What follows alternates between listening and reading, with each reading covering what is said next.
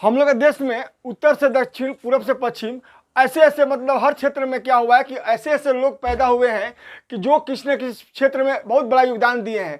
कोई वैज्ञानिक हुए हैं, कोई नेतागिरी में योगदान दिए हैं, और कोई तो समझिए कि हम लोग का बहुत बड़े बड़े डॉक्टर या इंजीनियरिंग करके हम लोग को आश्चर्यचकित किए हैं। ऐसे ही हम लोग आज जो मैं आप लोग के सामने आज अपना प्रस्ताव रखने जा रहा हूं इस वीडियो के माध्यम से, मैं ऐसे शख्स के बारे में बताने जा रहा हूं जिसका नाम है हम लोग का मिस्टर नटवर लाल। तो देखिए, पहले से समझ लीजिए, हम लोग का शिवाजी महाराणा प्रताप में हम लोग का महाराष्ट्र में, महाराणा प्रताप हम लोग का राजस्थान में, वैसे हम लोग का स्वामी विवेकानंद बंगाल में, उसके बाद से हम लोग का मंगल पांडे, बिरसा मुंडा झारखंड में, ऐसे ऐसे हम लोग का, फिर से हम लोग का पंजाब में, ऐसे हर क्षेत्र में हम लोग का देश में कुछ ऐसे हम लोग का महान आत्माएं पैदा हुई है कि जो जिसके कि हम लोग काफ़ी बड़े भक्त हैं, और जो हम लोग को आगे बढ़ाने के लिए अपने एक मार्ग देकर गए, प्रशस्त मार्ग देकर गए, जिसको हम लोग मानते हैं आज भी, और इसीलिए हम लोग का देश के लिए वो महान नायक है ये लोग। अब मैं आप लोग के सामने जो जिस शख्स का आज वर्णन करने जा रहा हूँ वो थोड़ा सा एकदम अलग हट करके, देखिए इसमें क्या है कि पहले देखिए ये मिस्टर नटवर लाल, देखिए यहाँ पर कमाओ नटवर लाल को बताओ और ठगे जाओ, यानी कि आप कमाइए, नटवर लाल को थोड़ा सा बता दीजिए, उसके बाद आप ठगे जाइए। यानी कि ऐसा शख्स, एक ऐसा शख्स जो बोलता था कि यदि कोई व्यक्ति मुझसे 10 मिनट बात करे तो मैं उस व्यक्ति को अपने बस में कर लूंगा, अर्थात तो मेरा भक्त हो जाएगा और मैं जो कहूंगा वो मानना पड़ेगा। यानी कि उनके अंदर क्या एक प्रतिभा थी मिस्टर नटवर लाल के बारे में। लेकिन अब समझिए मिस्टर नटवर लाल के बारे में, बिहार में सिवान जिला में हम लोग का 2 मेन विभूति पैदा हुए। एक तो हम लोग का डॉक्टर राजेंद्र प्रसाद जो जीरादेई में, और उनके गांव से थोड़ा सा हट करके ही गांव बांगरा में देखिएगा 1912 ईस्वी में एक शख्स का जन्म होता है, सिवान जिला का, बिहार का सिवान जिला का बांगरा गांव, यानी जीरादेई के बगल में, जो कि डॉक्टर राजेंद्र बाबू के गांव है। थोड़ा सा दूरी पर इनका जन्म होता है इस शख्स का, और ये शख्स अपने एक अलग दुनिया में नाम कमाते हैं। एक बात याद रखिएगा आप लोग, ये शख्स ठगते थे लेकिन पैसे वालों को, गरीब को नहीं, इसीलिए ठग हैं, लेकिन इनके अंदर ऐसी क्वालिटी थी जो आज आप लोग मेरे वीडियो के माध्यम से सुनिए, मैं आप लोग को बताने जा रहा हूं। अब देखिए घर का नाम इनका था मिथिलेश कुमार श्रीवास्तव। मिथिलेश कुमार श्रीवास्तव यानी श्रीवास्तव टाइटल था इनका, और बिहार में श्रीवास्तव जो टाइटल होता है वो हम लोग लाला जी बोलते हैं, कायस्थ बोलते हैं। और ये लोग बहुत ही अच्छे, यानी कि शुरू से ही ये लोग पढ़ाई लिखाई में अच्छे माने जाते हैं। हम लोग इन लोगों को ये बात रिस्पेक्ट देते हुए आज भी याद करते हैं, क्योंकि ये लोग पढ़े लिखे बहुत आगे से, मतलब इनकी सभ्यता आगे से ही बहुत जनरेशन पढ़ा हुआ लिखा रहता है। तो ये श्रीवास्तव फैमिली से बिलोंग करते हैं। इनका बचपन का नाम था मिथिलेश कुमार श्रीवास्तव जी। अब देखिए, भारत के सबसे बड़े ठग, याद रखिएगा, भारत के सबसे बड़े ठग। अब आपको मन में आएगा क्या कि विश्व में भी कोई ठग है क्या? तो देखिए, विश्व में एक और ठग थे, रॉबिन हुड। याद रखिएगा, रॉबिन हुड एक ठग है विश्व में, जो कि यूरोप कंट्री में इनका जन्म हुआ था। रॉबिन हुड ये भी बहुत बड़े ठग थे, क्योंकि इनके पास क्या था कि कला था तीर चलाने का, तीर धनुष। और ये तीर धनुष चला करके क्या है कि बड़े बड़े पूंजीपतियों का पैसा ठग करके गरीब लोगों को सहारा करते थे। यानी कि ये वहाँ का भी मसीहा माने गए हैं। ये एक ऐसा ठग थे जो कि यूरोपीय देश में आज भी इनको याद किया जाता है। लेकिन हम लोग का जो ठग है, अजीबोगरीब ठग हैं, क्योंकि इन्होंने 2 से 3 बार तो ताजमहल, लाल किला, संसद भवन, राष्ट्रपति भवन को बेच दिए। सोचिए, ऐसा शख्स कहाँ मिलेंगे जो कि घर बैठे ये किसी से भी मिले बेच दिए। यानी कि इनके बात में कितनी बड़ी शक्ति होगी। और तो और इनका यदि कोई साइन या किसी व्यक्ति का देख लेते थे साइन करते हुए, तो हु बहु साइन, यानी को व्यक्ति नर्वस हो जाएगा कि जा ये मेरा साइन है कि नहीं।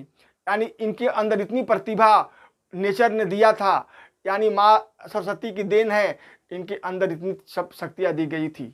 अब देखिए कि ये तो परिचय हुआ। अब आगे मैं दिखा रहा हूं आप लोग का कि बंगला गांव के कुछ ही दूरी में इनका जन्म हुआ था, ठीक है।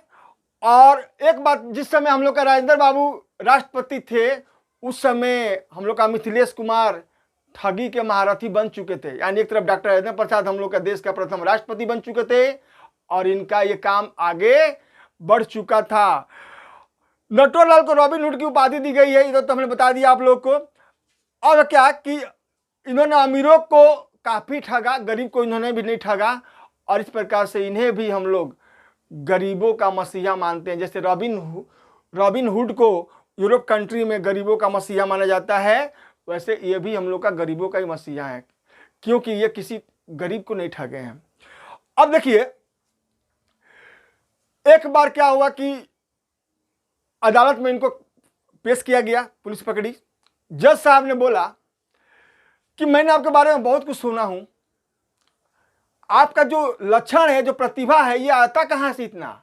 आप कैसे ठग लेते हैं लोगों को?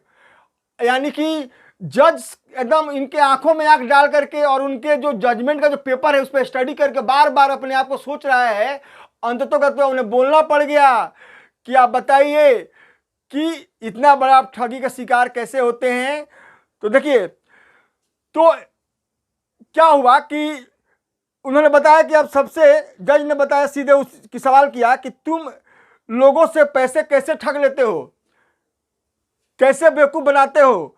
उन्होंने हाथ जोड़ करके कहा कि साहब, मैं किसी लोग को ठगता नहीं हूं, मैं किसी को बेवकूफ़ नहीं बनाता हूं। हाँ, अब रहा बात क्या कि लोग खुद ही बेवकूफ़ बन जाते हैं। मैं आपको भी इसके बारे में बताने जा रहा हूं। देखिए, यानी कि जज के सामने बताया कि सर, मैं बेवकूफ़ नहीं बनाता हूं, लोग खुद ही बेवकूफ़ बन जाते हैं। अब एग्जाम्पल के लिए देखिए, मैं आपको एक बता रहा हूं कि पहले एक सिगरेट दिला देंगे। देखिए, नटोलाल ने बोला जज साहब से कि पहले आप हमको एक सिगरेट दिला देंगे क्या? जज ने एक बार घूरा और फिर कुछ सोच करके सिगरेट और माचिस मंगा कर भेज दे दिया। उस शख्स ने फिर डिमांड किया कि हुजूर, 4 आने मिलेंगे क्या? जज को केस जल्दी से आगे बढ़ाना था। उनके पास 10 रुपये का नोट था, तुरंत निकाल कर दे दिए। बोले कि कहाँ से 4 आना व्यवस्था करें, लो ये ले लो हमारे से। और मुस्कुराते हुए देख करके जब ले लिए, कौन? नटोलाल जी। तो उन्होंने कहा कि साहब, मैंने आपसे कितने प्यार से एक सिगरेट मांगा, लेकिन आपने पूरे पैकेट दे दिए, और साथ में माचिस भी, जो कि मैंने माचिस नहीं मांगा था। 4 आने की जगह आपने 10 रुपये दे दिए। ऐसे ही बाकी लोग भी करते हैं, तो इसमें मेरी क्या गलती है साहब, बताइए? मैं कहाँ ठग रहा हूं? लोग खुद ही देने लग रहे हैं। अब क्या कि नटोलाल का कुछ समय तो कुछ बात तो सच था, और कुछ लोगों का मन गढ़ंत भी है। लोग कुछ बना करके भी बताते हैं, जिसको विश्वास किया जाता है। कुछ मिथ्या भी बातें हैं। उसने ठगी के लिए अपने ही क्षेत्र से ताल्लुक रखने वाले देश के पहले राष्ट्रपति राजेंद्र प्रसाद से लेकर के राजीव गांधी तक का नाम का इस्तेमाल किया। देखिए, यानी राजेंद्र प्रसाद से लेकर के राजीव गांधी तक के नाम का इस्तेमाल करके कि मैं उनका PA हूँ, मैं उनका ऑफिस में काम करता हूँ, उन्होंने ऐसा किया है, ऐसे किया है।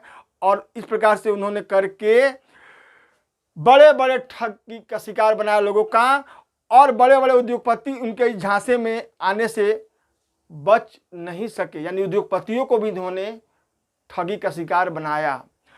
नटोलाल कभी व्यापारी बन जाते थे, तो कभी राजनेता का रूप ले लेते थे, तो कभी समाज सेवी। कई राज्यों में तो उनके 100 से अधिक मामले में वो वांटेड थे। पुलिस ने कई बार पकड़ा, लेकिन कैद कर नहीं रख सकी, क्योंकि हर बार वो भाग जाते थे।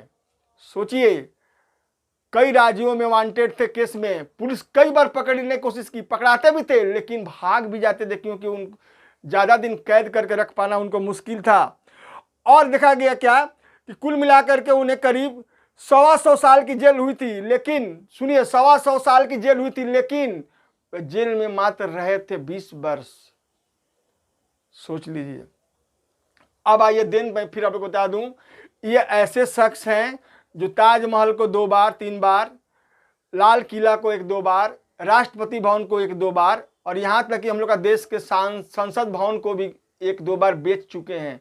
सोचिए इनका दिमाग कितना तेज था। अब क्या है कि एक बार राजेंद्र बाबू से ये मिलते हुए कहा कि मुझे यदि आप किसी देश का राजदूत बनाकर भेज देते तो मैं देश का सारा कर्ज उतार देता। राजेंद्र बाबू बोले कि हाँ, ये तो आप सही बोल रहे हैं कि आप में इतना तो काबिलियत है कि आप उतार देंगे, लेकिन एक बात और बताइए कि इसके बाद फिर क्या कोई देश कर्ज देगा?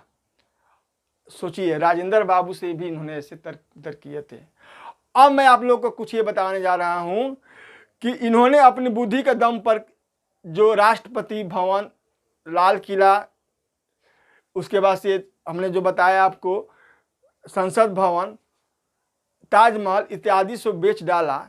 ये क्या आज आप लोग क्या उसको सोचिए कि आज के युग में एक आदमी अपना सामान यदि 10,000 का है उसको ग्राहक को बेच नहीं पाता है समय से, उसके लिए 1 महीना लगा देता है।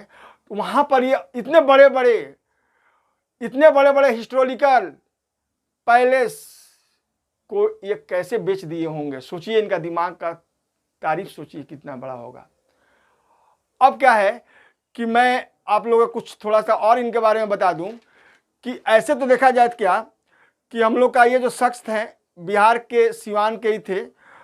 अब है क्या, इन्होंने आखिरी बार देखा गया कि 84 साल की उम्र में, अब इनका देखा जाए अंतिम बात, तो 84 साल की उम्र में ये 1996 ईस्वी में गिरफ्तार हुए थे। सोचिए वो 1996 में, लेकिन यहाँ भी बहाना बना करके ये गायब हो गए हैं पुलिस की नज़रों से। लेकिन उसके बाद ये आज तक शख्स कहीं दिखाई नहीं दिए, या तो ये अभी जिंदा होंगे या ये मर गए होंगे। अब मैं कुछ लोकोक्तियाँ बताऊंगा। एक बार क्या हुआ कि मिस्टर नटवरलाल जी की पत्नी, उस समय तो चिट्ठी उठी था, चिट्ठी में भेजी थी कि मेरा ये खेत जुता नहीं पाया रहा है, सब गांव वाले जुता दिए।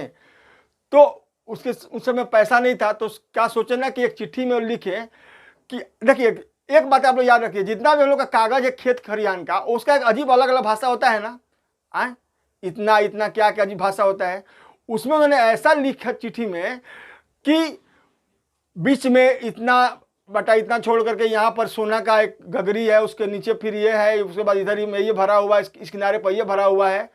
और ये पढ़ने वाले भी कौन शख्स, तो जो जिनके पास ट्रैक्टर है, जब वो लेटर को पढ़े तो उनको पता चला रही इसमें तो इनके ज़मीन में तो सिक्का है भाई। तो वो बिना बोले उनकी पत्नी को पूरा ज़मीन ही जोत दिए हैं सिक्का ढूंढने में। तो सोचिए कि वो कितना दूर तक सोचते थे। और बोले थे अपनी पत्नी को कि तुम शांत रहो, देखो ज़मीन जोतवा देता हूँ, मैं चिट्ठी में एक तो भेज रहा हूँ इसके बारे में। तो ये खैर लोकोक्तियाँ हैं। और देखा जाए तो प्रधानमंत्री, राष्ट्रपति के जो भवन हम लोग का रहने वाले, ये सब ये बेच सकते हैं। तो सोचिए यदि इनको चांस दिया जाता है यदि विश्व में, तो ये कितने बड़े बड़े लोगों को अपने दम पर ठग सकते थे।